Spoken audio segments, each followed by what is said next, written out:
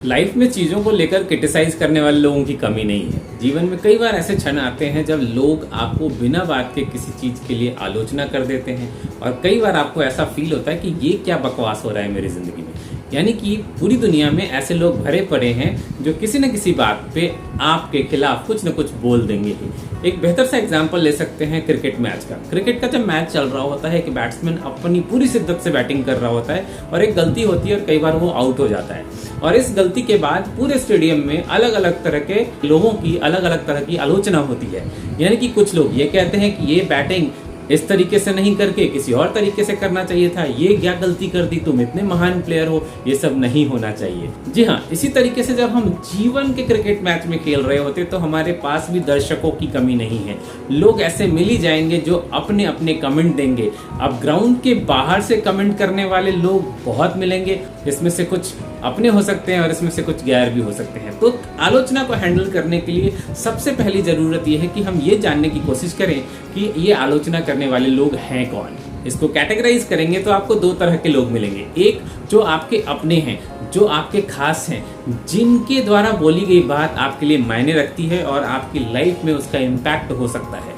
और दूसरे वो लोग जिनको आप कहीं दूर दूर तक भी नहीं जानते हैं। अब मान लीजिए कि कोई व्यक्ति आपके जीवन में कुछ ऐसी चीज़ों की आपको आलोचना कर रहा हो जिसके बारे में सामने वाले को कुछ पता ही नहीं है। जैसे कि कोई गैर व्यक्ति जिसको आप जानते भी नहीं है, वो आपको अगर फ्री में एडवाइस दे तो आपकी क्या उसके ऊपर रिस्पॉन्स होगी? आप यही बोलेंगे ना, तुम मेरे बारे में आखिर जानते ही क्या हो। तो आखिर इसी तरीके से यदि कोई व्यक्ति अगर आपकी आलोचना कर रहा हो, किसी विषय पे आपके अगेंस्ट बोल रहा हो और वो व्यक्ति अगर आपको जानता ही नहीं है या फिर आप उस व्यक्ति को नहीं जानते हो, तो ऐसे कंडीशन में उसके द्वारा कही गई बातों का कोई ध्यान देने का कोई मतलब नहीं बनता है। चाहे वो आपको आपके सोशल मीडिया पे कोई कमेंट डाले, पर्सनल में कोई मैसेज डाले या फिर समाज में किसी को कुछ कह दे आपके बारे में, कोई फर्क नहीं पड़ता, क्योंकि दरअसल में वो आपको नहीं जानता और आप उसको नहीं जानते। तो इस विषय पे अपना समय बर्बाद करना बिल्कुल ही बेकार है।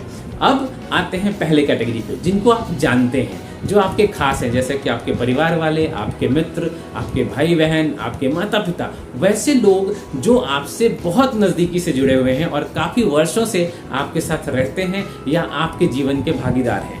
ऐसे लोगों के बारे में सबसे पहली बात सोचने की ज़रूरत यह है कि क्या वो कभी सपने में भी आपके लिए बुरा सोचेंगे? शायद कभी नहीं। जी हाँ, जो आपके अपने हैं, अपने अभिन्न मित्र हैं, परिवारजन हैं, माता पिता हैं, भाई बहन हैं, बच्चे हैं, वो कभी भी आपके लिए बुरा नहीं सोच सकते। अगर ऐसे कंडीशन में ये व्यक्ति अगर आपकी आलोचना करते हैं तो सबसे पहले उससे दुखी होने की जगह ये जानने की कोशिश करें कि उन्होंने ऐसा कहा क्यों है। आखिर वो कौन सी बात है जो उनको तकलीफ दे गई जिसकी वजह से वो आपकी आलोचना कर रहे हैं या फिर आपको एडवाइस दे रहे हैं।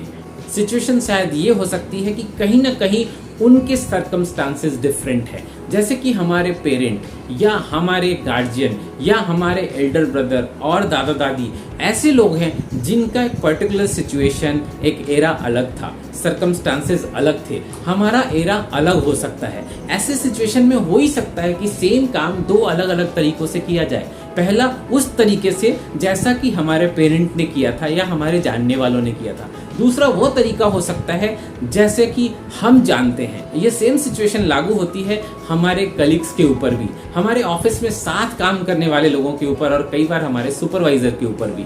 हो सकता है कि जिस कंडीशन में, सिचुएशन में सेम काम अलग तरीके से किया गया था, वही काम किसी और तरीके से भी किया जा सके। अगर ऐसा आपको महसूस होता है, फील होता है कि आप भी करेक्ट है, तो सबसे पहले ये जानने की कोशिश करें कि सामने वाले का मंतव्य क्या है, सामने वाला आखिर किस तरीके से आपको समझाने की कोशिश कर रहा है, उसकी मेथोडोलॉजी क्या है। उस मेथोडोलॉजी को लिखें, उसको समझें और फिर अपनी मेथोडोलॉजी को उसके साथ कंपेयर करें। अगर उसके बावजूद अगर आपको लगता है कि नहीं, आपकी मेथोडोलॉजी बेटर है और बेटर नहीं भी है, एटलीस्ट वो अच्छा तरीका है, तो आप अपनी बात को भी उनके पास रखें।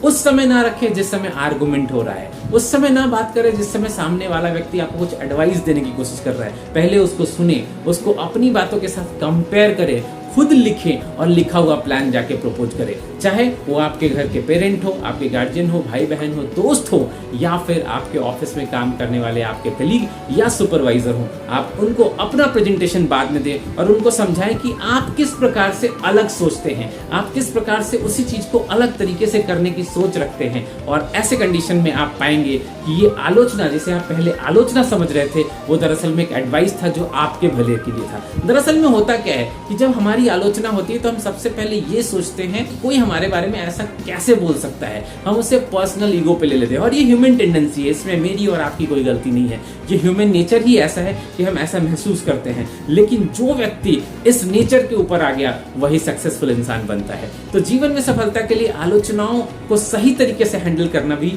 आना जरूरी है। उम्मीद करता हूं ये जो टेक्निक अभी हमने डिस्कस करी ये आपको पसंद आया होगा। अगर पसंद आया हो तो लाइक करना मत भूलिएगा, सब्सक्राइब कीजिएगा, इससे मुझे प्रोत्साहन मिलता है। और कम से कम किसी एक ऐसे व्यक्ति के साथ इस वीडियो को शेयर कीजिए जो सिमिलर टाइप के कंडीशन में फंसा हुआ है और उनको इस वीडियो से हेल्प मिल सकती है। मिलते हैं ऐसे ही बेहतरीन वीडियो में एक बार फिर से, तब तक के लिए आपको नमस्कार, जय हिंद, वंदे मातरम।